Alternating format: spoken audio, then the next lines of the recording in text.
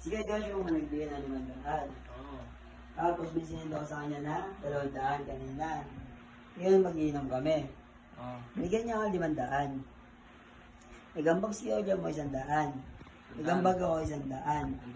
Nagambag si Joshua mo 100. May 200 tira.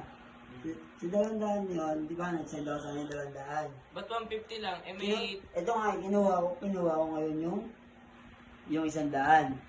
So, ang sukli niya na lang sa 500 ay, 250. hindi, ang sukli niya na lang sa 500 ay 100.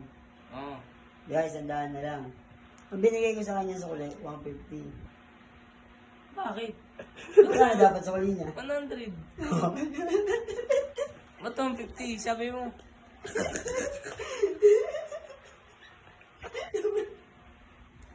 Limandaan. Ano? Sino mo? Sino mo bumili? Oh, Bumili ka pa juice. wari ah. Oo. Mag-iinom mo kami. Mm. Binigyan niya ako 500. Oo. Yun, nagbaga kami, tigi 100. 100 sa akin, 100 kay Claudia mo, 100 sa kanya. Ba't ka binigyan sa 500? Kasi nga mag-iinom kami. Ngayon, 200 na tira. Ngayon, may 200 ako sa kanya. Yung 200 ko ngayon, ng bagang ko ng 100. So, 100 sa akin na lang, tira. Kinuha ko sa 500. So, ang sukli niya, 100 na lang dapat. Mm. So, binigyan ko siya 150. Bakit? Anong kulang nga? 100. Bakit 100? Magkano dapat sa kanya niya? 250. 250. Bakit 250? Ay, 50. Bakit 50? Kasi nga, 200 eh. Kasi 500 yun. Oo. Binigyan mo siya ng 100. Ay, binigyan mo siya 200. Binigyan niya ako ng dangan. Ah, 150. Oo, tapos ang sukli niya na lang 150. Dapat magkano sukli niya? Sa 500. Eh, apat 400 niya sa bawas. Kaya dapat 100 na lang.